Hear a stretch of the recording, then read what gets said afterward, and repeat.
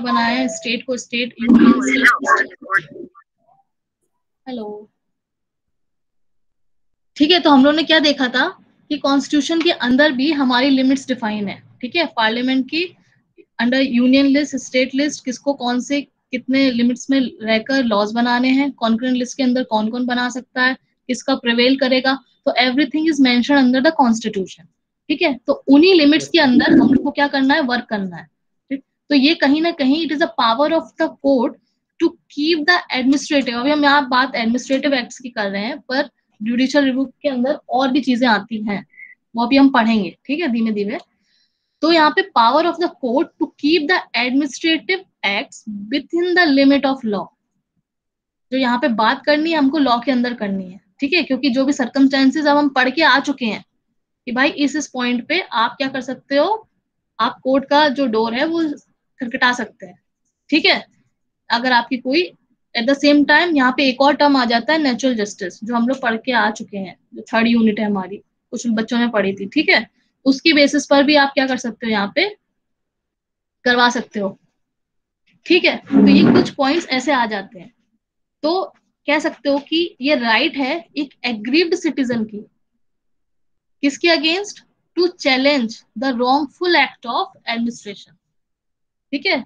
कोई भी administrative action ऐसा किया गया है which is against the laws या फिर अगेंस्ट द कॉन्स्टिट्यूशनल प्रोविजंस, ठीक है, उसके अगेंस्ट हम यहाँ पे चैलेंज कर सकते हैं। तो यहाँ पे एक तरीके की हमारे पास रेमेडी या फिर रिलीफ कह लो आप, जो मिल रहा है वो आपकी कहीं ना कहीं जुडिशियल रिव्यू के फॉर्म में है, ठीक।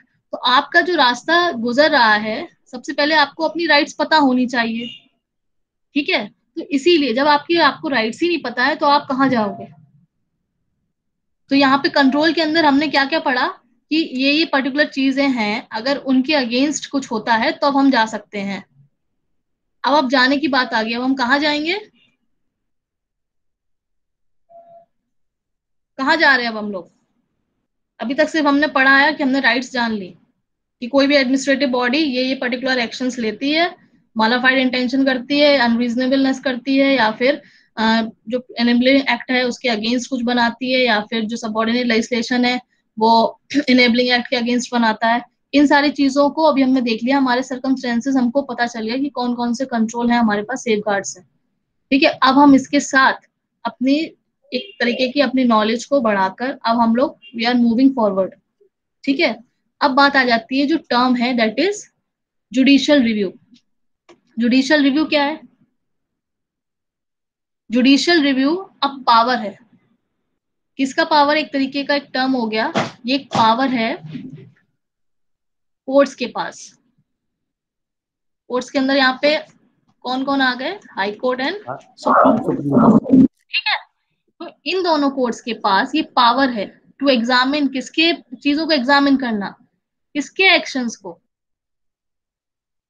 यहाँ पे हाँ बताओ किस किस के एक्शंस को।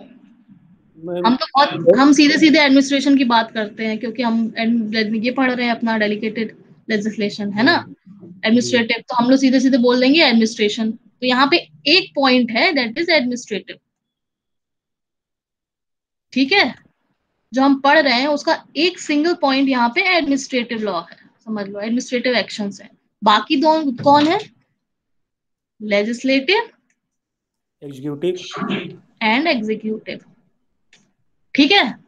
अब यहाँ पे एग्जीक्यूटिव के अंदर जैसे कि प्रेसिडेंट के पास पावर है किसकी, पार्डन करने की, eight the same time governor के पास है ना, वो भी जुडिशियल रिव्यू के दायरे में आती है। एज सच कोई प्रोविजन मेंशन नहीं है कॉन्स्टिट्यूशन के अंदर, फिर भी थ्रू केस लॉज ये कहा गया है कि अगर पर्टिकुलर पॉइंट्स फुलफिल नहीं किए जाते हैं, ठीक है, जैसे कि हम यहाँ पे पढ़ते हुए आ रहे हैं, इतने सारे हम लोगों ने कंट्रोल पढ़ लिए, अगर कुछ पॉइंट्स को फुलफिल नहीं किया जा रहा है तब यहाँ पे ये स्टार्ट हो जाती है कोर्ट्स की पावर, ठीक है। एट द सेम टाइम अगर प्रेसिडेंट ने जो पार्डन वाली शक्ति का यूज करके अगर किसी को छोड़ा है, ठीक है, और जो पर्टिकुलर पॉइंट्स हैं वो कंसिडर नहीं किए हैं, ठीक, तो यहाँ पे क्या हो जाएगा, यहाँ पे जुडिशियल रिव्यू की जो पावर है वो कोर्ट्स के पास आ जाएगी, उसको आप चैलेंज कर सकते हो। ठीक है, तो ये भी कहीं ना कहीं both 72 and 161 subject to judicial review. ठीक है, क्योंकि जुडिशियल रिव्यू क्या है, basic structure of the constitution है। याद है सबको, कोई केस लो याद है? मैम गोलकनाथ का केशवानंद केस था। भारती का इंदिरा केस है गांधी एक, वाला मैम। और इंदिरा गांधी का भी है मैम। इंदिरा गांधी वर्सेस राजनारायण का केस। इंदिरा गांधी वर्सेस राजनारायण। ठीक है, और जो अपना केशवानंद भारती में उसको ये बोला गया basic structure of the constitution को क्या नहीं कर सकते हैं। इंदिरा गांधी वर्सेस राजनारायण में जुडिशियल रिव्यू को कंसिडर किया गया है as a basic structure of the constitution. ठीक है, ये जी याद जी मैम। रखिएगा। ठीक, तो यहाँ पे जिस केस को हम लोग को मेंशन करना है that is Indira Gandhi versus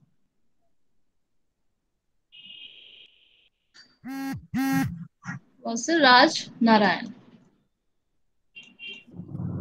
ठीक है, तो यहाँ पर आप देख रहे हो कि तीन चीजें कवर अप हो रही हैं, और हमारा स्टडी कहां तक जा रही है, हम लोग जो फिलहाल पढ़ रहे हैं दैट इज एडमिनिस्ट्रेटिव एक्शंस।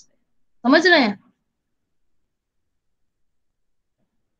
ठीक है, अब बात तो यहीं से आ रही है ना कि यहाँ से पावर क्या गई, कहाँ गई है, यहाँ पे डेलीकेट की गई है। ठीक है, तो कहीं ना कहीं जुडिशियल रिव्यू क्या कर रही है, इसके दो इंपॉर्टेंट फंक्शंस क्या हैं, ये गवर्नमेंट के जो एक्शंस हैं उनको लेजिटिमाइज कर रही है, एट द सेम टाइम क्या कर रही है, प्रोटेक्शन ऑफ कॉन्स्टिट्यूशन अगेंस्ट क्या, undue encroachment by the government. ये कॉन्स्टिट्यूशन को प्रोटेक्ट कर रही है एज वेल एज जो एक्शंस लिए हैं उनको लेजिटिमाइज कर रही है, जो कह लो आप अल्ट्रावायर्स हो गए, ठीक है, या फिर इनवैलिड हो गए। तो कहीं ना कहीं जो एक्शंस इस तरीके के हैं उनको कहीं ना कहीं रेगुलेट करा जा रहा है थ्रू जुडिशियल रिव्यू। ठीक है, और अपना जो जुडिशियल रिव्यू है वो किस कंसेप्ट पे बेस्ड है,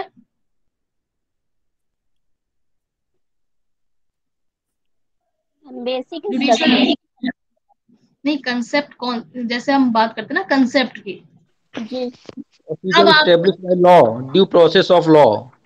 ठीक है, that is procedure establish by law. ठीक है, जहां यहाँ पे कंसेप्ट की बात करते हैं कि कब किसी पर्टिकुलर चीज के पूरे ना होने पर आप यहाँ पर अप्रोच कर सकते हो, जुडिशियल रिव्यू की बात जब हम करें। ठीक, that is procedure establish by law. Article 21 के अंदर क्या दिया गया है, लाइफ एंड पर्सनल लिबर्टी। हाँ पूरा बताओ। No person shall be deprived of personal liberty except according to the procedure establish by law. अगर किसी भी एक्ट में पर्टिकुलर प्रोसीजर मेंशन है which is valid according to the law, तब हम कर सकते हैं। ठीक है, अगर नहीं है तब नहीं कर सकते। ये मेनका गांधी वाला केस आप इसमें कर सकते हैं। ठीक है, एट द सेम टाइम हमने क्या पढ़ा, it should be reasonable.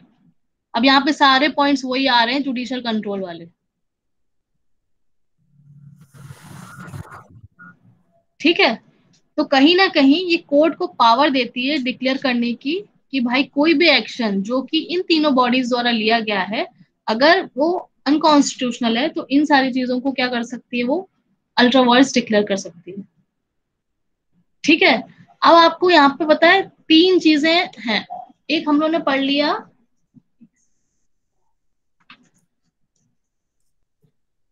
Judicial control, फिर हम लोग इसके थ्रू आगे बढ़े, ये हमने पढ़ लिया यहाँ पे कौन कौन से सर्कमस्टेंसेस हैं। अब हम कहाँ पहुंचेंगे, जुडिशियल रिव्यू पे पहुंचे हम लोग। उसके बाद जुडिशियल रिव्यू के बाद भी कुछ चीजें आती हैं। अब ये कौन सी चीजें होंगी बताइए,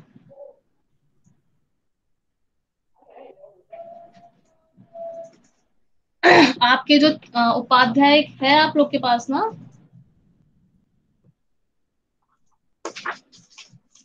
उपाध्याय है ना बहुतों के पास, इसमें जुडिशियल, हाँ बताइए,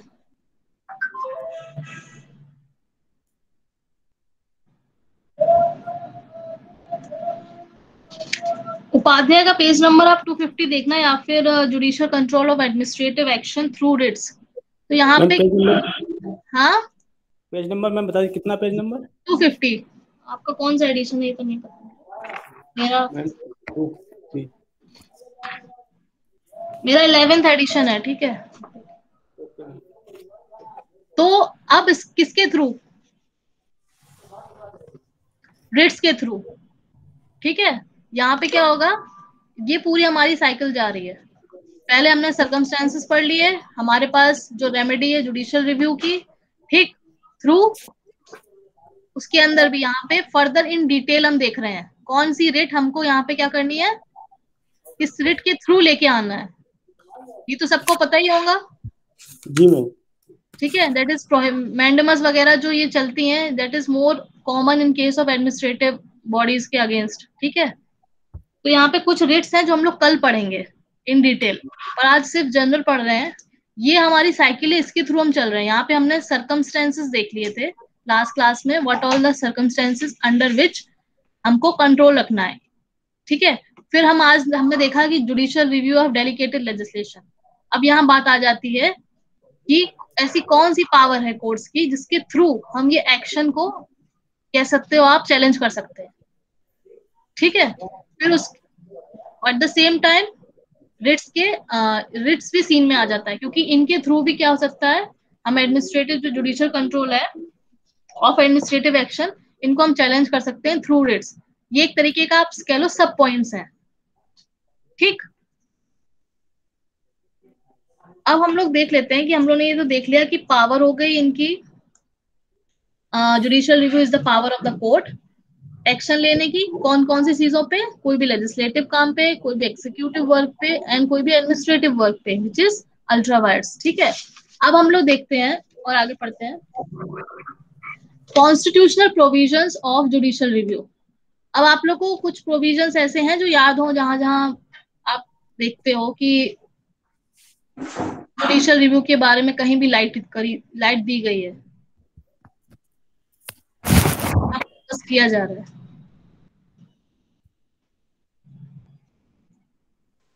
बहुत से हैं मैम। कोई बताओ। आर्टिकल 13 है, 32 है, 132, 226, 227। ठीक है। तो ये सारी चीजें जो आप लोग बोल रहे हो, जैसे कि आर्टिकल 13, ठीक है। आर्टिकल आपने बोला ये एक तरीके का प्रोसीजर हो गया, ठीक है। 226। हाँ, ये हाई कोर्ट, और उसमें हम एक तरीके प्रोसीजर इसके थ्रू हम जा रहे हैं। आर्टिकल 245, ये भी हम पढ़ते हुए आ रहे हैं एडमिनिस्ट्रेटिव, जब हम बॉडीज की बात कर रहे थे, एक्शंस की बात कर रहे थे, याद है, पार्लियामेंट्री कंट्रोल में। 227। हाँ, आर्टिकल 131 टू 136, मैम 227 पे है। कितना बोल रही हो? 137 भी रहेगा मैम। हाँ, वो 137 भी आएगा मैम। हाँ, बहुत सारे। मैम डिस्ट्रिक्ट कोर्ट्स के ऊपर जो सुपरिटेंडेंस होता है ना, हाई कोर्ट्स वगैरह का, वो भी तो आएगा ना मैम फिर उसमें। हाँ, आर्टिकल बताओ क्या बोल रही थी? 226 मैम, 226 आएगा। 227। ओके, तो अभी हम यहाँ पर देख रहे हैं आर्टिकल 13, आर्टिकल 32, 226, ये 226, 227, आर्टिकल 131, 136 तक ये, और आर्टिकल 137। 32 वॉइस नहीं आ रही आपकी क्लियर मैम। 227 कैसे आ गया मैम? ये मैम 6 आएगा, 7 नहीं है मैम। एक सेकंड, वो अभी देख लेंगे। दीक्षा श्रीवास्तव कौन सा बोल रही थी आप? नहीं, दीक्षा शुक्ला बोल रही थी ना कोई आर्टिकल। मैम 226 है मैम आर्टिकल इसमें, और एक आर्टिकल 32 है। वो तो लिख लिया। मैंने तो 227 बोला है। क्या दिक्कत हो गई? 227 अभी पढ़ लेते हैं क्या है। तो आपका आर्टिकल 13 हो गया, जो ये कुछ प्रोविजंस हैं which supports the process of judicial review, ठीक है। क्योंकि डायरेक्टली आपको मेंशन नहीं किया गया है, बट इन प्रोविजंस के थ्रू कहीं ना कहीं ये इम्प्लाइड तरीके से डले हुए हैं, ठीक है, जहां पे जुडिशियल रिव्यू कह सकते हो आप सपोर्ट कर रहा है, ठीक है। तो यहाँ पे 13 क्या कर रहा है article, declares that any law which contravenes any of the provision of fundamental rights shall be void. तो फंडामेंटल राइट्स के अगेंस्ट होगा दैट विल बी वॉइड, ठीक है। तो यहाँ पे हम लोग इसलिए ये पढ़ रहे हैं क्योंकि कहीं ना कहीं ये सारी चीजें हम लोग पढ़ते हुए आ रहे हैं, अभी जो हम लोग ने डिस्कस किया था अपने कंट्रोल्स, हम लोग पढ़ना स्टार्ट हुए थे, ठीक है। तो वहां पे हम लोग ने, आपने देखा होगा ये स्लाइड आई थिंक,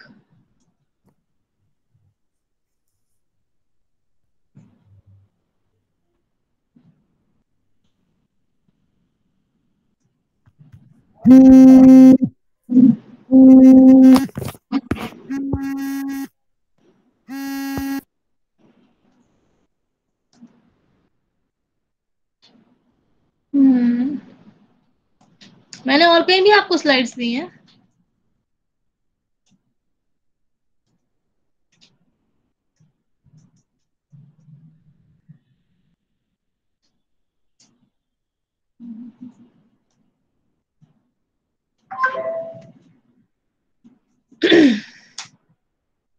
ठीक है, तो यहाँ पे आप देख रहे हो the subordinate legislation violating the constitution, judicial control का जो सेकंड पॉइंट था, याद है सबको? बताओ भाई।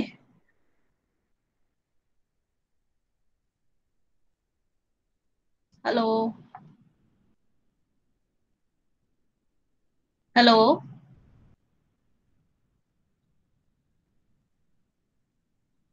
हेलो, वॉइस आ रही सबको? Ma'am yes ma'am. Ma'am subordinate legislation violating the constitution.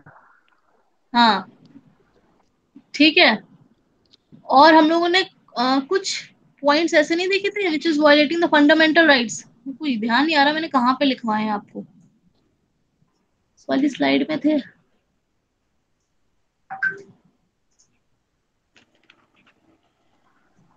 Ma'am fundamental rights में तो भाई अनरीजनेबलनेस आ जाएगा ना वाला। हाँ मैंने कहीं आर्टिकल मेंशन 14। करवाया था आपको, लिखवाया था यहाँ पे, क्योंकि कहीं ना कहीं जब वायलेटिंग द कॉन्स्टिट्यूशन आप कर रहे हो तो मेन यहाँ पे आपका जो पार्ट स्ट्राइक करता है वो फंडामेंटल राइट्स का ही है, ठीक है। एट द सेम टाइम आपका 245 वगैरह आ जाते हैं, ठीक, कि भाई आपकी जो जोन्स हैं वो डिसाइडेड हैं पार्लियामेंट लेजिस्लेशन के, कि उनको जो सेंट्रल में स्टेट में किस हद तक लॉज बनाने हैं, on which terms and conditions, ठीक है, अपनी जो लिमिट्स हैं वो डिफाइन है। तो यहाँ पे इसलिए भी आ जाता है कि स्टेट के पास ये कहीं ना कहीं state that the power of both parliament and the state legislation subject किसके हैं, subject to the provisions of the constitution, ठीक है। तो घूम फिर के हमको किसको वायलेट नहीं करना है, किसके प्रोविजंस को, कॉन्स्टिट्यूशन के, ठीक।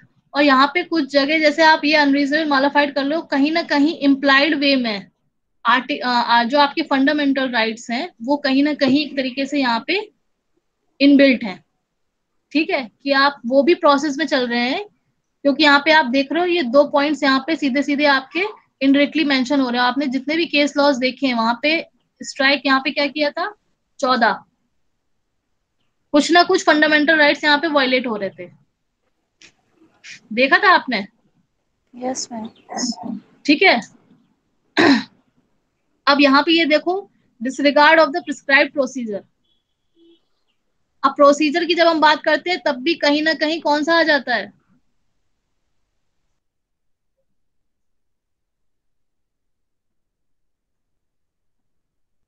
बताइए?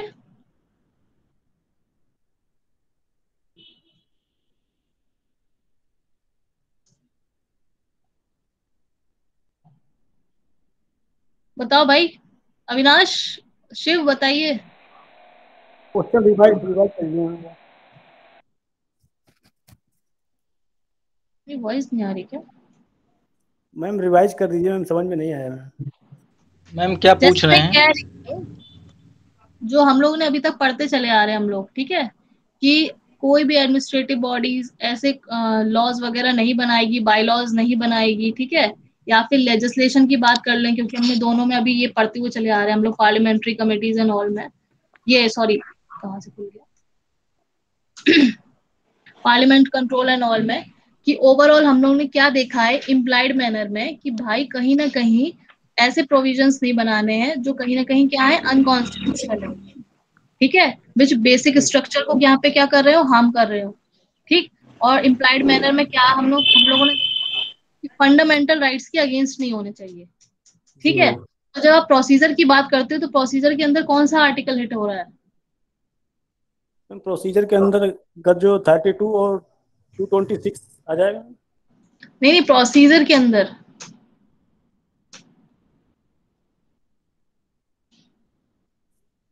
आर्टिकल 14। 14 कैसे होगा बताओ भाई। मैम आर्टिकल 13, हाँ आर्टिकल 13 एंड 372 को अगर रिलेट कर ले मैम तो शायद बन सकता है।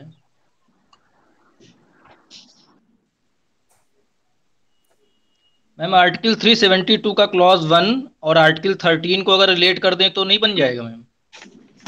बेयर एक्ट निकालिए चलो सब लोग। 372 कहाँ, एक सेकेंड। 372 क्लॉज 1 एंड आर्टिकल 13 को मैम अगर एक साथ रीड आउट करें तो बन सकता है, नहीं बन जाएगा? नहीं, प्रिस्क्राइब प्रोसीजर में कैसे बनेगा भाई?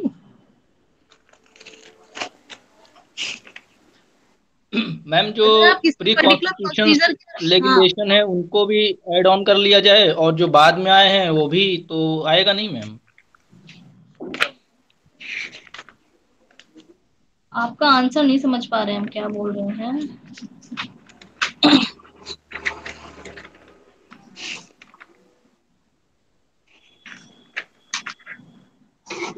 और कौन कौन बैठा है आज?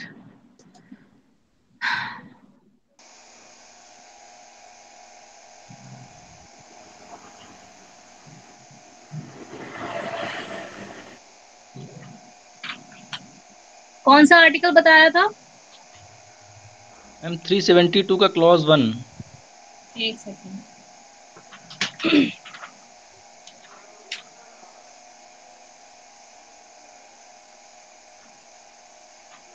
सबके पास बियर है? 372 का clause 1, notwithstanding the repeal of this constitution of the enactment referred in Article 395, but subject to the other provision of this constitution, all laws in force and territory of India before the commencement of this constitution shall continue in force। नहीं, ये कहाँ से अभी apply हो रहा है इसमें?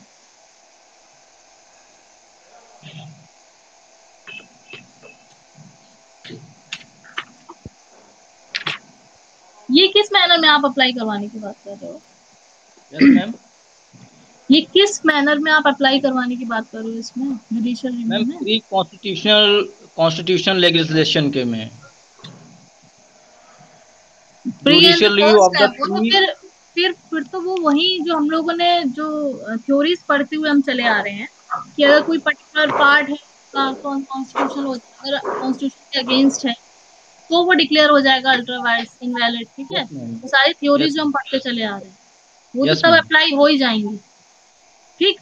अगर पर्टिकुलर प्रोसीजर आप फॉलो नहीं करते हो, ठीक है, और which was established by law, तो वहां पे इनवैलिड डिक्लेयर हो जाएगा, आपका अल्ट्रा वायर्स हो जाएगा। तब आपका एक यहाँ पे जुडिशियल रिव्यू का एक आप तरीके की रेमेडी आपकी यहाँ पे लाइव हो जाएगी, ठीक है। तो जब ये पर्टिकुलर रेमेडी आपकी लाइव हो जाएगी जुडिशियल रिव्यू से रिलेटेड, जब आप पर्टिकुलर प्रोसीजर को फॉलो नहीं कर रहे हो, अगर प्रोसीजर फॉलो अप कर रहे हैं इज नॉट रिक्वायर्ड, ठीक है। वॉइस आ रही, किसका स्पीकर बंद करो।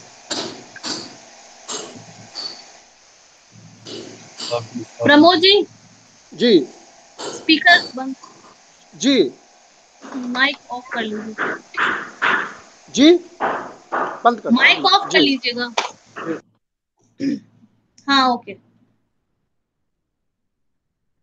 ठीक है। तो हम आर्टिकल 21 जब हम देखते हैं तब क्या पढ़ते हैं? और मेनका गांधी के केस में क्या मेंशन है? Procedure establish by law ma'am. है ना? अगर प्रोसीजर एस्टेब्लिश बाय लॉ है और आपकी जो लिबर्टी है उसको कहीं ना कहीं आपसे मतलब आपको अधिकार को रोका जा रहा है एक तरीके आपकी फंडामेंटल राइट्स को, तो उसमें आप चैलेंज कर पाओगे according to the procedure establish by law? Diksha बताओ, कर पाओगे आप?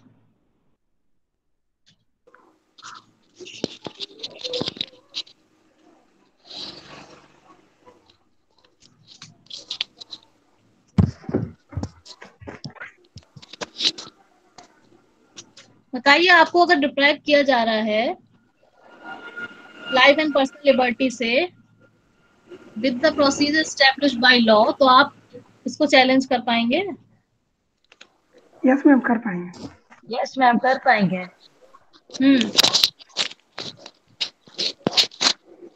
कोई केस लॉस?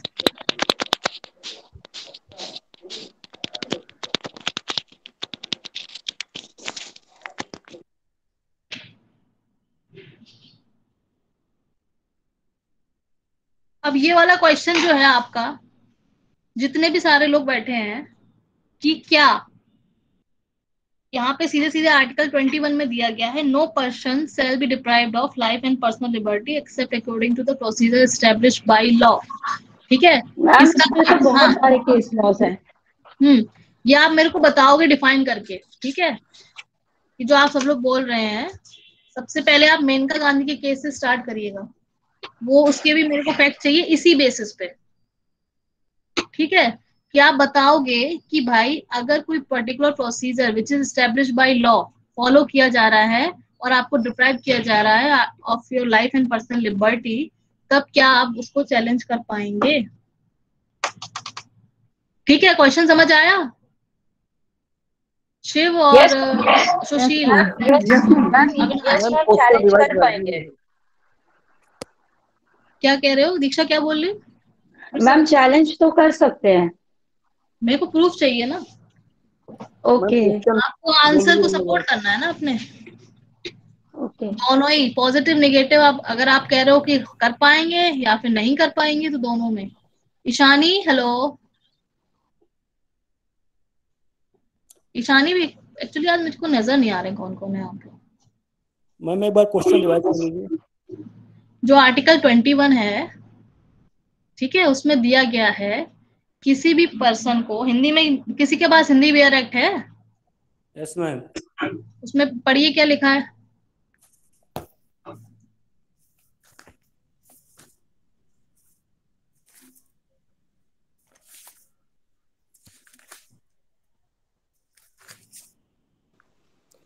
किसी व्यक्ति को स्वतंत्रता का संरक्षण किसी भी व्यक्ति को उसके प्राण या दैहिक स्वतंत्रता से विधि द्वारा स्थापित प्रक्रिया के अनुसार ही वंचित किया जाएगा, अन्यथा नहीं। ठीक है। अब मैम इसमें जो है, मैम इसमें जो है केसेस शुरू हुए थे मेनका गांधी से, तो वहां से just fair and reasonable procedure शुरू हुआ था कि जो भी लॉज बनेंगे तो जस्ट फेयर और रीजनेबल होनी चाहिए। तो इसी बेसिस पे फिर बहुत सारे केसेस आते गए, जैसे हुसैनारा खातून का है, फ्री लीगल एड आया, परमानेंट कटारा का है, ठीक है मैम। ऐसे फिर बहुत सारे केसेस आते गए, ठीक है, अपना प्रिवेसी वाला आ गया। तो ऐसे जस्ट फेयर एंड रीजनेबल के थ्रू मेनका गांधी से फिर जो है नया कॉन्सेप्ट जो ऐड हुआ, फिर ऐसे हमें फिर बहुत सारे राइट्स मिलते गए मैम। वो तो चलो मिलते गए, ठीक है, वो हम लोग को सबको हम लोग पता है, ठीक है, कि हमारा क्या ये कौन कौन से केस लॉ लैंडमार्क जजमेंट्स हैं इन रिलेशन टू दिस। और जो मेन जो कॉन्स्टिट्यूशन की आपकी जो लाइन बोल रही है, ठीक है, कि नो पर्सन, यहाँ पे एक पहले ही नेगेटिव वर्ड डाल दिया गया है, ठीक है, कि no person shall be deprived of his life and और personal liberty except according to the procedure established by law.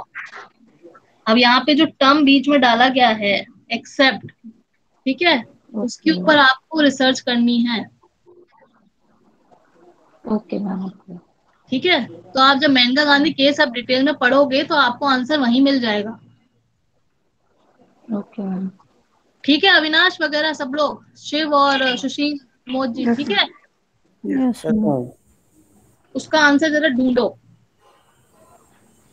देखो हम लोग को मेनका गांधी का इतने दिनों से हम लोग पढ़ते आ रहे हैं, जस्ट फेयर एंड रीजनेबल, ठीक है। प्रोसीजर होगा तो चैलेंज कर सकते हैं, ठीक। उसके पीछे की जो आपकी कह लो आप कमेंट्री है वो आपको जाननी है, ठीक है। तो ये ग्राउंड है जुडिशियल रिव्यू का कहीं ना कहीं, ठीक। उसके बाद हम लोगों ने 245 पढ़ा, वो भी ऑलरेडी हम लोग डिस्कस कर ही चुके हैं कि भाई सबके तीनों पिलर्स की अपनी अपनी जो लिमिट्स हैं उसके according they have to work, ठीक है। जो प्रोविजंस हैं उसके कॉन्स्टिट्यूशन के अकॉर्डिंग उनको वर्क करना है। अगर वो नहीं करते हैं, एक्सेस पावर यूज कर रहे हैं, वो भी हम लोग पढ़ चुके हैं। हाँ मैम एक क्वेश्चन है मैम। हाँ मैम आर्टिकल 21 की अगर बात करें हम लोग, article 21 does not specifically prescribe any quality of और स्टैंडर्ड फॉर द प्रोसीजर। तो मैम इसको कैसे मैम इसको रिलेट कर रहे हैं बहुत ज़्यादा, क्या केवल केस लॉ के बेस पे ही इसको रिलेट कर लेंगे? देखो जब हम जुडिशियल रिव्यू की बात करते हैं तो कहीं ना कहीं कह लो ये जुडिशियल एक्टिविज्म है। मैम एक क्वेश्चन और भी है मैम, क्योंकि मैम सुप्रीम कोर्ट का हम लोग क्रिटिसाइज नहीं कर सकते हैं पब्लिक प्लेस पे आकर के, तो कहीं ना कहीं जब ये जजमेंट आया था ना मैम, तो मेरे पॉइंट ऑफ व्यू से तो ये जजमेंट ही गलत था मैम। ये जजमेंट आना ही नहीं चाहिए था मेनका गांधी के केस में, तो आपने क्योंकि वो जजमेंट आ गया मैम और किसी ने उसको क्रिटिसाइज भी नहीं किया, तो वो बनता चला जा रहा है, बनता चला गया, और यहीं से जुडिशियल एक्टिविज्म का एक कॉन्सेप्ट निकल के आ गया। आज और आप कहीं ना कहीं फिर आर्टिकल 14, 19 और 21 को एक साथ ले आकर के एक नया ही ट्रेंड चालू हो गया। तो ऐसे बहुत सारे लोग हैं जो इसके जुडिशियल एक्टिविज्म के खिलाफ हैं, उनके मानने के हिसाब से कि जुडिशरी मैं भी खिलाफ हूँ इसके, ये होना ही नहीं चाहिए मैम। ये कहीं ना कहीं मैम लेजिस्लेचर की पावर को अपने मतलब एक तरीके से उसको ओवर रूल उसको सरपास करने की कोशिश करते हैं और खुद वहाँ लेजिस्लेचर बन करके और कानून बनाने का करने लगते हैं। पर एक बात ये भी तो देखो, आप दोनों पॉइंट से देखो ना। जैसे कि आप एकदम कंप्लीटली अगेंस्ट हो गए, ठीक है, तो कहीं कहीं आपको लगता नहीं कि चेक की जरूरत है? जब ये लेजिस्लेशन अपना काम नहीं करेंगे तो उनका काम कौन करेगा? और कोई ऐसा केस लो आपके सामने आ जाता है मैम, वही तो क्वेश्चन है मैम। विशाखा केस के जजमेंट को कितने साल हो गए मैम? सुप्रीम कोर्ट ने गाइडलाइन दे रखी थी, डीके बसु की गाइडलाइन दे रखी है, फिर भी मैम कोर्ट ने कभी भी आज तक कंडेम्प्ट ऑफ कोर्ट का मैटर क्यों नहीं उठाया? आज तक उठाना चाहिए ना, पार्लियामेंट को एक्ट बना करके लागू कराना चाहिए था, लेकिन आज तक नहीं हुआ।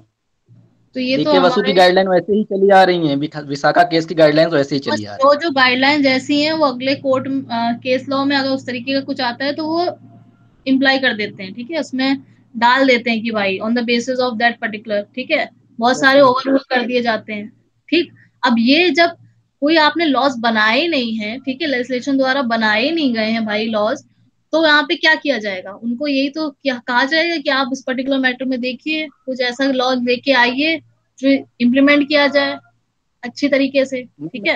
ये तो कंटेम्प्ट ऑफ कोर्ट का मैटर नहीं बन गया। कोर्ट ने कोई चीज की गाइडलाइन दिया, उसको किसी ने फॉलो नहीं किया, तो कहीं ना कहीं तो कंटेम्प्ट ऑफ कोर्ट का मैटर बन गया ना। ये बिल्कुल अगर बन गया है तो उसके लिए सुप्रीम कोर्ट जो नेक्स्ट केस होंगे उसमें तो फॉलो करेंगे वो भाई। वो अपनी गाइडलाइंस जो उनके जो एज सच रख दिया गया, आप ये बताओ, माना कि उससे रिलेटेड कोई लॉज वगैरह नहीं बनाए गए, ठीक है, बट उस पर्टिकुलर जजमेंट में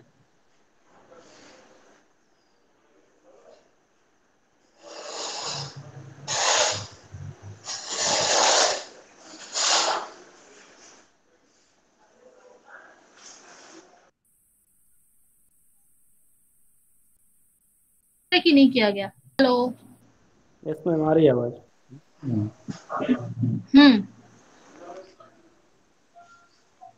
जब तक कोई एक्ट नहीं बनता है, जो गाइडलाइन जारी की जाती है तो वो प्रिवेल करती है। और बन जाता है। बताओ।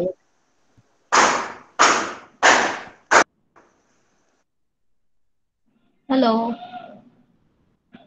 देखो ऐसे बहुत सारे केस लॉज हैं जो पीआईएल के थ्रू आते हैं, ठीक है, जिनमें इस तरीके की गाइडलाइंस इशू की जाती हैं, उनके ऊपर कमेटीज वगैरह फॉर्म की जाती हैं कि भाई आप अपनी रिपोर्ट सबमिट करिए, कि स्टेट में, स्टेट को, सेंट्रल को, ये पर्टिकुलर केस लॉ आप एक तरीके से ऑर्डर्स दिए जाते हैं, ठीक। तो मैम मेरा क्वेश्चन वही तो है मैम, उसको तो मैम जुडिशियल इंटरप्रिटेशन बोलना चाहिए ना मैम फिर तो।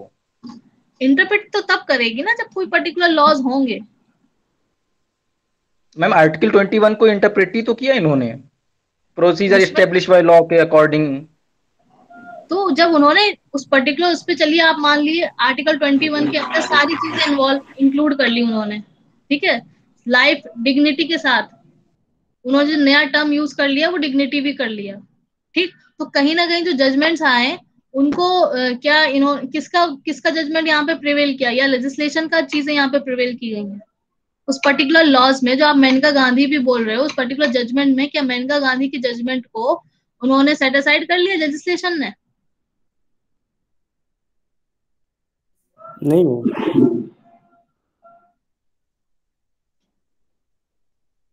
बताइए। No ma'am. ठीक है, तो काम इनका है, आपको भैया गाइडलाइंस इशू हो गई कि आपको ये पर्टिकुलर लॉज बनाने हैं, आप नहीं बना रहे हो। अब आप क्यों नहीं बना रहे हो, ये तो आपके ऊपर वो है ना कि एक तरीके से या तो आप चीजों से बचना चाह रहे हैं, ठीक है, सही चीज को ना लाते हुए, सही चीजों के ऊपर एक्ट ना बनाते हुए। बट ऐसे बहुत सारे केस लॉस हैं जहाँ पे बनाए गए हैं, जहाँ पे अमेंडमेंट्स भी किए गए हैं, यस मैम। ठीक है। तो जैसे बहुत सारे इन्वायरमेंट से रिलेटेड है, आप देखो उसमें अमेंडमेंट्स भी किए गए हैं, तो कहीं ना कहीं लैकुनाज तो है सिस्टम में, वो तो मानना पड़ेगा। बट आप जैसे बोल रहे हो ना कि ये जुडिशियल रिव्यू है, जुडिशियल एक्टिविज्म, एक बहुत साइड होती है, पॉजिटिव भी होती है, निगेटिव भी होती है। तो इसके बहुत सारे पॉजिटिव इफेक्ट भी हैं और निगेटिव भी हैं। अगर एकदम ही आप ऐसे छोड़ दिया जाए किसी भी चीज को कि भाई जुडिशरी ने भी छोड़ दिया अपना काम करना, कि आपके ऊपर है, आप बनाइए, और केस को वहां पे पेंडिंग डाल दिया, तो फिर क्या होएगा? ये काम हमारा नहीं है। तो मैम तो वही आ गई ना मैम कि पब्लिक लॉ चलेगा या पब्लिक इंटरेस्ट लॉ चलेंगे। भाई 21st सेंचुरी में पब्लिक इंटरेस्ट के ऊपर ही चलेंगे, मैम जहाँ बेसिकली पे ऐसा भी है कि जो भी लार्ज सेक्शन ऑफ पीपल के जो इंटरेस्ट हैं वो अफेक्ट हो रहे होंगे, तो ऑब्वियस सी बात है वही चलेंगे, है ना। ओके। पीआईएल जो मेन कंसेप्ट है वो आप इसका एग्जाम्पल है बेस्ट, ठीक है। Yes ma'am. तो हम लोग कहाँ पे थे?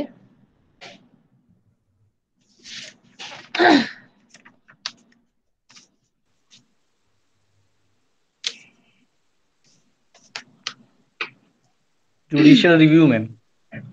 जुडिशियल रिव्यू पे थे हम लोग। तो हम लोगों ने एक आपका 21 वाला जो है क्वेश्चन वो आप जरा देखना, ठीक है। एट द सेम टाइम जो आपके अभी क्वेरीज थी relating to contempt of court, और आपने जो मेनका गांधी वाला, सब लोग सुन रहे हैं यस जो मैम। अविनाश ने बोला against the judgment of Maneka Gandhi case, ठीक है, उसमें जरा आप सर्च करके आइएगा क्या पॉजिटिव पॉइंट्स हैं, क्या निगेटिव पॉइंट्स हैं, ठीक है। और ऐसे केस लॉस जहाँ पे इनके अकॉर्डिंग उनको लगता है it is a contempt of court कि लॉज नहीं बनाए गए, ठीक है, उनकी गाइडलाइंस को फॉलो नहीं किया गया, वो ऐसे केस लॉ जरा देख के आना, ठीक है। कोर्ट तो वो होता है जब ऑर्डर की अवहेलना करता है। हाँ, तो कहीं ना कहीं ये है ना कि आपको ऑर्डर दिया गया कि पर्टिकुलर लॉज बनाने का, यही तो बोल रहे थे ना अविनाश, आपका क्वेश्चन यही था ना। नहीं तो उन्होंने मैम जो गाइडलाइंस दी उनका उल्लंघन थोड़ी ना किया है, वो तो एक्ट नहीं बनाया, उनको रिस्पॉन्सिबिलिटी दी गई है मैम। और तो कंटेम्प्ट ऑफ यही कोर्ट जो होता है, हम ये बोल रहे हैं कि अगर आपने कोई पर्टिकुलर गाइडलाइंस दी है तो उस पर्टिकुलर केस लॉ में उसको उसके अकॉर्डिंग उसको अप्लाई कर दिया गया, ठीक है। बट यहाँ पे अब ड्यूटी किसकी आ जाती थी? लेजिस्लेशन की, उन गाइडलाइंस को फर्दर इम्प्लीमेंट करके कोई केस वो आप लॉज वगैरह बनाते, ठीक है। अगर कोई पर्टिकुलर केस में ऐसा नहीं हुआ है तो वहां पे क्या, किस तरीके का कह लो आप, ये एक तरीके से फेलियर है, ठीक है। जी जो मैम। अविनाश का क्वेश्चन था यही था ना अविनाश आपका, यस मैम। है ना? जरा सब लोग यहाँ देख के आओ, अपने अपने व्यू जरा देख के आना, क्योंकि LLM is all about discussion. ठीक है, तो ओके यहाँ पे आपके पॉजिटिव भी और निगेटिव भी आपकी चीजों को यहाँ पे रखा जाएगा। It will be laid before the table. ठीक है। वैसे भी मैम एक चीज जो लेजिस्लेचर का है, हाँ। Making law is the function and duty of the legislature. हम्म, तो आप तो अपनी ड्यूटी ही नहीं कर रहे हो। वही हम बात कर रहे हैं ना। तो अब उन्होंने भी ड्यूटी नहीं की अपनी, तो जुडिशरी क्या अपने हाथ को ऐसे छोड़ देगी, उनकी पावर्स को ऐसे छोड़ देगी? ठीक है, कॉन्स्टिट्यूशन के अंदर उनको पावर दी गई है भाई, एब्सोल्यूट जस्टिस की। मैम यही तो फिर बात आ जाती है ना ma'am, concept of separation of power. Separation of powers तो आप कह लो अगर इंडिया में, तो वो नहीं है। है ही नहीं ना मैम। हाँ, चेक एंड बैलेंस चलता है इंडिया में। चेकिंग बैलेंस चलता है मैम, तो फिर कहीं ना कहीं वो एक दूसरे के ऊपर वो ओवरलैपिंग हो जाती है, फिर क्लियरिटी नहीं आती किसका कौन सा है। तो मैम इससे तो जो सिटीजन है वही सफर करते हैं मैम। तो ये तो ट्रुथ है भाई, ये ट्रुथ है। पर कहीं ना कहीं अगर एकदम सेपरेशन ऑफ पावर्स भी हो जाएंगे ना, तो भी प्रॉब्लम्स हो जाएगी। ठीक है, वो अपने अपने जोन्स में वर्क करेंगे, वो बोलेंगे हमें तो किसी से मतलब ही नहीं है। तो यहाँ पे जो इफेक्ट है राइट्स के, वो ज्यादा यहाँ पे कह लो आप लाइट में आ सकते हैं as compare to check and balance में। तो द मैम बेस्ट, हाँ, एक फाइन इक्विलिब्रियम तो होना ही चाहिए मैम। अब वही है ना कि अब जुडिशरी थ्रू कह लो आप जो मैम होना तो jurisprudence- सब चाहिए, होना तो सब चाहिए, पर यहाँ होता क्या है, कुछ नहीं होता है। अगर लेजिस्लेचर को एब्सोल्यूट पावर दे देंगे तो सिटीजन सफर करेंगे, अगर नहीं देते हैं तो भी सफर करेंगे। तो एट द एंड तो सिटीजन तो सफर करेंगे ही मैम। मैम एब्सोल्यूट पावर देने के लिए नहीं बोल रहा हूँ मैं ये बोल रहा हूँ जो चेक एंड बैलेंसेस का कॉन्सेप्ट है वो कहीं ना कहीं अगर अच्छे से अप्लाई किया जाए तो चीजें कहीं ना कहीं सही हो जाएंगी। देखो भाई, एक बॉडी का दूसरी बॉडी के अंदर इन्फ्लुएंस है ही है। आप आंख बंद करके आप देखोगे, खुले आंख से भी, तो आप देखोगे कहीं ना कहीं पार्लियामेंट का इन्वॉल्वमेंट है अभी भी जुडिशरी में। ये this is the truth. Yes ma'am. Yes ma'am, yes ma'am. This is the truth. आप यस देखोगे, बोलना नहीं चाहिए, कितने सारे आपके चीफ जस्टिस हैं, लास्ट डे ऑफ रिटायरमेंट कितने बड़े बड़े जजमेंट्स आ जाते हैं, देखिए आपने? Yes ma'am. सालों से और आप उसके बाद मैम रिटायरमेंट के बाद मैम वो मेंबर ऑफ पार्लियामेंट भी बन जाते हैं। पार्लियामेंट बन जाते हैं। रंजन गोगोई। ठीक है, तो ये भाई क्या है ना? तो आप कुछ भी कर सकते हैं। ठीक है, अगर हमारे ये जो वर्कर्स एंड ऑल हैं, जो टीम्स हैं, जो एनजीओज हैं, जो PIL के थ्रू प्रॉब्लम्स लेके आती हैं, अगर वो भी ना हो ना, तो आपके जो राइट्स है ना, वो कहाँ जाए पता भी ना चले। क्योंकि सच में देखा जाए तो हम लोग ऐसे ही बैठे रहते हैं लॉ की बुक्स के साथ। ठीक है, यस मैम। फील्ड वर्क हम लोग कुछ नहीं करते, ना ही किसी की राइट्स को प्रोटेक्ट कर रहे हैं, ना ही अपनी राइट्स को प्रोटेक्ट कर रहे हैं। डेली हम लोग की राइट्स का इन्फ्रिंजमेंट होता है। ठीक है, यस मैम। तो ये रियलिटी है आप, ये लाइफ की। कोविड में तो कितना हुआ है, बहुत ज्यादा। आप हाथ के ऊपर हाथ रख के बैठे हैं, आप कुछ नहीं कर सकते। ठीक है, अपने आप से संभालिए, चुप करना है।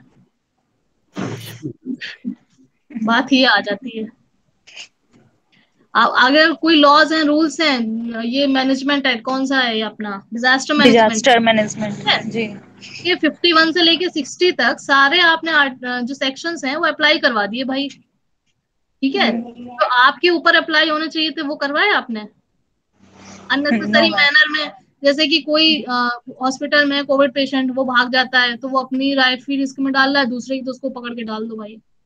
ठीक है, उसके अगेंस्ट एक्शन हो गया। कोई अननेसेसरी घर से बाहर निकल रहा है, उसके अगेंस्ट एक्शन हो गया। ठीक है, और बहुत सारी ऐसी चीजें आप 51 से 60 के अंदर सेक्शंस के अंदर पढ़ोगे, तो ये सारी चीजें मेंशन है वहां पे, वो है सीधे सीधे अप्लाई करवा दीजिए। इंडिया में पहली बार पूरे इंडिया में डिजास्टर मैनेजमेंट एक्ट एक साथ लागू करवा दिया गया। ठीक है, पर आपकी ड्यूटीज का क्या थी? आपने सिलेंडर भी प्रोवाइड नहीं करवाया। Yes ma'am.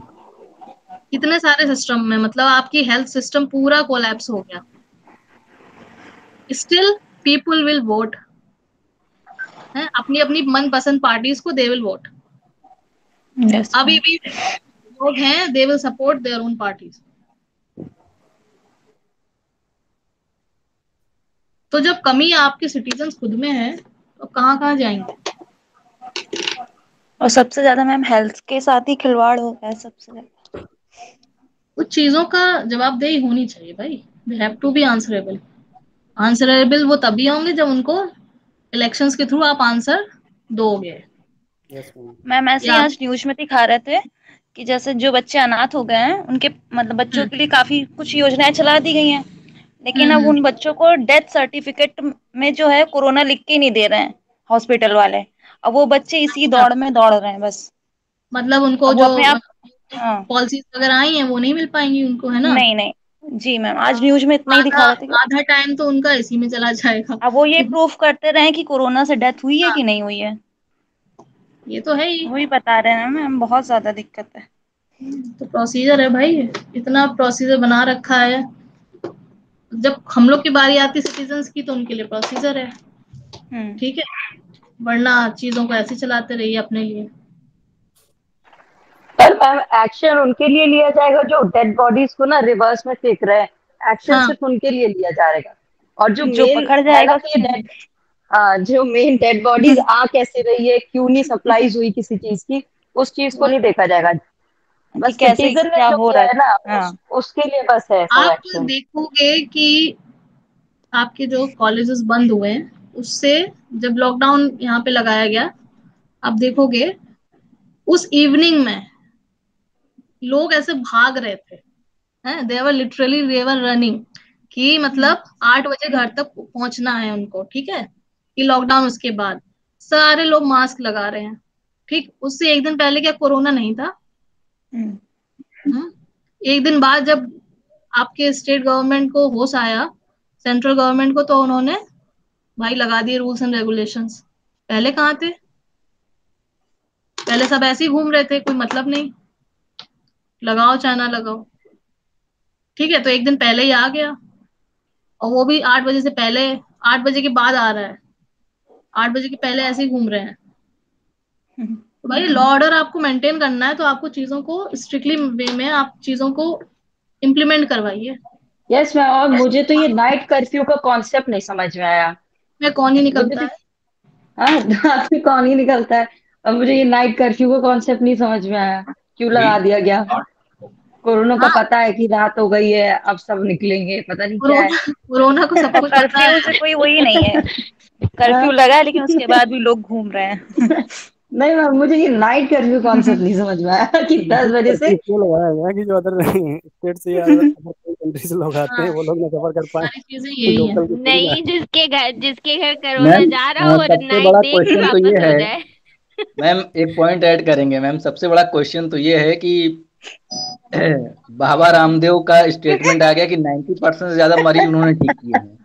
अरे जब बाप भी रे। वो बीमार होंगे थोड़ा ना, और ऑक्सीजन वो की जो प्रॉब्लम हो गई थी। एम्स में आएंगे जब बीमार होकर, वही तो तो जब मैम, कौन सी मतलब मेडिसिन को देखा आप जाएगा। जो मेडिकल कॉलेज एम्स और ये मतलब लोग जब बीमार होते हैं ना, ये सीधे सीधे ऋषिकेश एम्स जाते हैं, इनके जो यस चेले मैम, हैं। अभी उनको उनके बालकृष्ण को दिखा रहे थे, वो ऑक्सीजन ले रहे हैं एम्स में जाके। मेरी सिस्टर वहीं तो थी, ये वहीं पर एडमिट थे।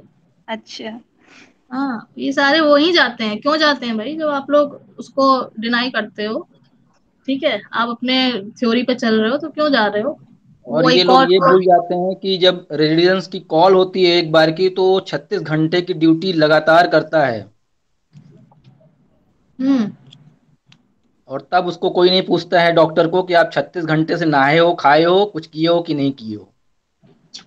नहीं, उनके लिए हो जाता ना, उन्होंने शपथ ले रखी है भाई, और हमारे और बॉडीज ने कुछ ने सब शपथ वगैरह नहीं ली है, अपने काम को करने की, है ना। ये सारी बॉडीज ऐसी बनी है, इन लोगों का शपथ समारोह ही इनका खत्म कर देना चाहिए सबका। इतना हेक्टिक शेड्यूल डॉक्टर्स का होता है मैम, वो सिर्फ डॉक्टर ही बता सकता है। वही है, फिर भी कुछ नहीं है। इन द और नेम ऑफ सैलरी क्या दे रहे हो? फैसिलिटी पे मैम अगर जाएंगे आप तो हॉस्टल तक में पानी नहीं होगा डॉक्टर्स का, वो ड्यूटी नाइट ड्यूटी 36 घंटे की कॉल करके आएगा, उसको हॉस्टल में पानी नहीं मिलेगा। तो स्टेट कॉलेजेस के हाल बहुत बुरे हैं, ठीक है। और जब एम्स मैम छोड़ के पे कोई चीज आ जाएगी तो फिर जो गवर्नमेंट हॉस्पिटल हैं सब लोग उसकी जवाबदेही तय कर देंगे, डीएम पहुंच जाएगा, डीएम सीएमओ को जो भी मन में आएगा बोल के आपने चला अभी जाएगा। ये जो कोविड का सिनेरियो चल रहा है, इसमें बहुत सारे पीआईएल्स वगैरह गई हैं, इसका जरा स्टडी करिएगा आप इन छोटे छोटे मैटर्स पे, ओके। ठीक है। बहुत सारी पीआईएल पहुंची हैं, आप इलाहाबाद हाईकोर्ट में देखिएगा तो आपको छोटी छोटी माइन्यूट डिटेल्स पता चलेंगी भाई इस समय क्या चल रहा है। मतलब हम लोग तो चलो बैठे हैं घरों में, पर कुछ ऐसे लोग हैं दे आर चैलेंजिंग, ठीक है, चैलेंज कर रहे हैं through PILs and all. Challenge तो होगा ही मैम। डॉक्टर्स जो जिन डॉक्टर्स की कोविड में ड्यूटी लगी थी, जो एसआर थे, जो एमडी के स्टूडेंट थे, एमबीबीएस लास्ट ईयर के स्टूडेंट थे, उनकी भी ड्यूटी लगा दी, उनमें से कई लोग मर गए। अब मैम वो यही है। मैम मेरे तो लास्ट ईयर एमबीबीएस वाले 3 फ्रेंड्स हैं, तो वो तीनों पॉजिटिव निकले थे। और लिटरली एक तो इतनी बीमार रही है, बहुत बीमार रही है मैम। वो राम मनोहर लोहिया दिल्ली में थी, बहुत बीमार रही है वो। उनका इलाज के लिए मतलब सोचिए आप, उन डॉक्टर्स को बेड नहीं मिल रहा, उन डॉक्टर्स को ऑक्सीजन नहीं मिल रही। ऐसे इशू आया तो था, उनके पेरेंट्स को नहीं मिल रही है, और जो ब्यूरोक्रेट्स एंड ऑल ये जो मेंबर्स उनको हैं, मिल जा रहा है। मिनिस्टर्स हैं, उनको बेड मिल रहा है, पर उसके पेरेंट्स वगैरह को, उनकी फैमिली मेंबर्स को नहीं मिल रहा। ये सारी चीजें हैं, आप वीआईपी ट्रीटमेंट इक्वली ट्रीट नहीं कर रहे हो, ये सीधे सीधे आपके क्या कर रहे हो, 14 का वायलेशन कर रहे हो, है ना। ये सारी चीजें कोरोना क्या ये लैब ओरिजिनेटेड ये विषाणु है, वायरस है क्या? क्या क्या लैब ओरिजिनेटेड? हाँ, मतलब कहना ये कि तो भाई वुहान की चाइना लैब को, ये तो चाइना ही नहीं को नहीं नहीं, पता इस है। पर जांच भी हो रही है। नहीं, आप इस पर जरा विश्लेषण करें, ये विश्लेषण का विषय है कि आप देखिए पाकिस्तान में सब मस्त हैं, घूम रहे हैं, मालदीव है बगल में, वहाँ कहीं कुछ नहीं है बहुत ज्यादा, नेपाल है, बर्मा है, आपका श्रीलंका है। तो आखिरकार जो है मतलब कहने का यही क्यों भारत में है? इसके पहले अमेरिका में, वहाँ तबाही मच गई, तमाम सब इंग्लैंड में हो गया, इटली में हो गया। तो ये ऐसा नहीं प्रतीत होता है कि ये निश्चित रूप से एक बायोलॉजिकल वार के तहत चीन चूंकि सदैव विस्तारवादी रहा है और ऐसा करता रहा है। अभी देखिए उसने मार्स पर अपना जो है वो भेज दिया है ना, वहाँ सब खुशी है, सब कहीं कुछ नहीं है, इकोनॉमी बढ़ रही है, बाकी देश जो है परेशान है। तो ये ऐसा नहीं प्रतीत होता है, अगर इसको एनालाइज करें कि ये है क्या आखिरकार। इसके पहले हमारे पिताजी जब थे तो बताते थे कि एक बार प्लेग फैला, तो प्लेग में निश्चित स्थान पर कुछ लोग चूहों से प्रभावित हुए, तो उनको गिल्टी हुई, और इसके बाद ये हुआ कि भाई ये गांव छोड़ दो और अलग रहो जंगल में। तो जंगल में इसलिए रखा गया कि चूहे चूंकि थे, उनके संपर्क में खाना पीने की चीज आ जाती थी, उसी से वो जो है विषाणु पैदा होकर के प्लेग के शिकार हो जाते थे। तो ये ऐसा नहीं लगता है, हम सब लोग जो है मतलब कहने का बुद्धिजीवी हैं कि ये एक ये जो है लैब ओरिजिनेटेड मैन मेड है वायरस है। हाँ, ऐसा नहीं लगता है, इसकी संभावना नहीं है क्या? आप एक चीज देखोगे, आपने देखा होगा जब फर्स्ट वाली जो ये मतलब 2020 वाला जो कोविड था, हाँ, जो हम लोग लॉकडाउन था, तो आप देखोगे व्हाट्सएप मैसेज और फेसबुक मैसेज पूरा फिल थे कि भाई चाइना चाइना चाइना, ठीक है, चाइना ने किया। और भी आप एक चीज नोटिस करेंगे कि इसमें अभी जो वेव आई है उसमें ऐसा कुछ भी ज्यादा डिस्कशन नहीं चल रहा है। नहीं, वो तो है अमेरिका ने जो वो उन्होंने कहा है। यस मैम, अब डिस्कशन नहीं हो रहा है जो लास्ट टाइम चाइना से रिलेटेड नहीं हो रहा है। हाँ, डिस्कशन इस बार नहीं हो रहा है। पिछली बार तो काफी विरोध हो रहा था मैम। 2015 में मतलब मैंने ऐसे कुछ न्यूज आर्टिकल्स पढ़े थे, तो उसमें दिखाया जा रहा था कि ऑस्ट्रेलिया में किसी न्यूज़पेपर में निकला भी हुआ है कि 2015 से ही उसने शुरू कर दिया था ये वेपन वाला, बायोलॉजिकल वेपन वाला। तो ये बायोलॉजिकल और केमिकल वेपन का अब युग है। पहले तीर कमान था, बंदूक आई, तोप आई, तो के बाद बम आए, हाइड्रोजन, नापाम और तमाम एटम आए, है ना। अब तो बायोलॉजिकल हो गया, जान भी नहीं पाओगे, अपना जो है उन्होंने यूज कर दिया और तो परेशान हो गए सबके। कुछ भी कह सकते हैं, आपके पास जब तक फुल प्रूफ नहीं है ना, तो एजुकेटेड पर्सन आप कुछ कह नहीं सकते। जैसे वही रामदेव वाला हो जाएगा। हाँ हाँ मैम बट कुछ कंट्रीज में इसके प्रूफ्स भी है। जैसे मैंने ऑस्ट्रेलिया का न्यूज़पेपर रेफर एक मतलब आर्टिकल में उसमें निकला हुआ था, मुझे एज सच अभी हेडलाइंस याद नहीं है, तो कुछ थे वहां पे साइंटिस्ट थे या मतलब कोई भी डॉक्टर्स, ऐसे कुछ उसमें मेंशन भी था कि 2015 से इन्होंने ये वॉर का शुरू कर दिया था, करते करते करते ये 2019 में फिर एंड से बहुत ज्यादा हो गया। तो ये इसको ना वर्ल्ड वॉर 3 का नाम दिया जा रहा था।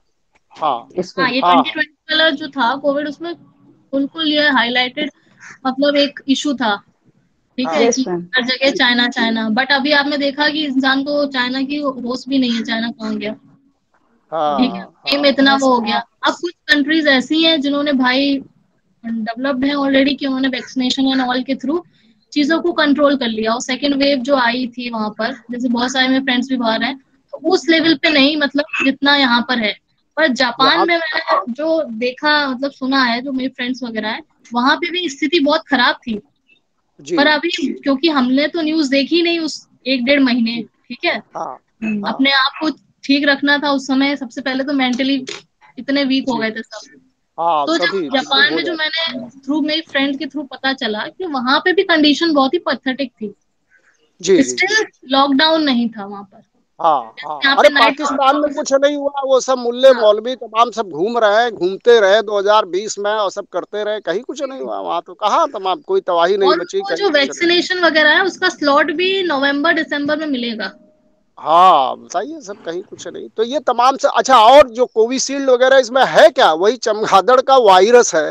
तो ऐसा नहीं तमाम शंका है कि चमगादड़ से तुमने वायरस निकाला, उसका जो है बायोलॉजिकल वेपन तैयार किया? और उसमें ये भी मैं पढ़ रहा था कि उसमें जो उसके 2-3 वैज्ञानिक बीमार हो गए और जो WHO की टीम गई उसको सही ढंग से उसका जो है इंस्पेक्शन नहीं करने दिया। इसके बाद जो है तमाम सारी बातें हैं। तो ये तमाम शंका को जन्म देती हैं कि कहीं ना कहीं कोई बड़ा खेल प्रतीत होता है। तो ये वही है, जब तक ऑथेंटिक सोर्सेज नहीं मिल सकते ना बिल्कुल एविडेंस जब तक नहीं है, कमेंट नहीं कर सकते। नहीं कर सकते। बीइंग अ लॉ स्टूडेंट हम सब लोग तो ऑब्वियस सी बात है, हमारी ड्यूटी बनती है ना। हम लोग कमेंट तो इस तरीके से कर ही नहीं सकते कि भाई किसका हाथ है ना। बस हम लोग को यही है कि हमारी जो गवर्नमेंट की ड्यूटी बनती है वो आज जवाबदेही है कि कैसे उनको अपने सिटीजन को प्रोटेक्ट करना। हाँ बिल्कुल, मेन तो यही के जो भी डिजास्टर हैं जो आएंगे फ्यूचर में भी आएंगे, ठीक है। लोग पानी बहुत वेस्ट कर रहे हैं, तो किसी दिन पानी की और कमी होगी कि एक ग्लास भी नहीं मिलने वाला। हाँ बिल्कुल बिल्कुल, पेयजल जो है वो पोर्टेबल पानी बहुत कम होता जा रहा है जमीन के नीचे भी। और जी वो अभी, पर फिर भी आप इतना कोविड आने के बाद भी जो इंसान नहीं सुधरा वो जिंदगी में कभी नहीं सुधरेगा। एंड ऑफ द डे बात ये है, ठीक है। तो अगर आपको अपनी सोच वगैरह थोड़ी चेंज करनी है तो फ्यूचर जनरेशन के वो सस्टेनेबल डेवलपमेंट जो हम कहते हैं, हाँ जी भाई करिए, वरना आगे वाली पीढ़ी को कुछ नहीं मिलने वाला। और आप भी बच जाए हम लोग तो बहुत बड़ी बात। हाँ बिल्कुल बिल्कुल, वो है टर्न टू नेचर, एक कहावत है बड़ी एक अच्छी कविता है वर्ड्सवर्थ की। हाँ, the वर्ld is too much with us, late and soon in getting and spending we lay waste our powers. In nature we see nothing that is ours. We have given our hearts away for a sordid boon, माने for material gains. Sordid boon means material gains. वो कहाँ रहते हैं, क्या जाता है आपके साथ? अच्छी सोच होनी चाहिए, परोपकार का भाव होना चाहिए। जी बस वही है। सही बात है, सही कह रहे। चलिए आज एंड करें लेक्चर का। ठीक, ओके, नींद आ गई किसी को? है नो मैम, राजी तो चलिए ठीक है। Okay ma'am, thank you ma'am. Thank you ma'am. बना लिया तुमने, थैंक यू मैम। हाँ ओके बाय।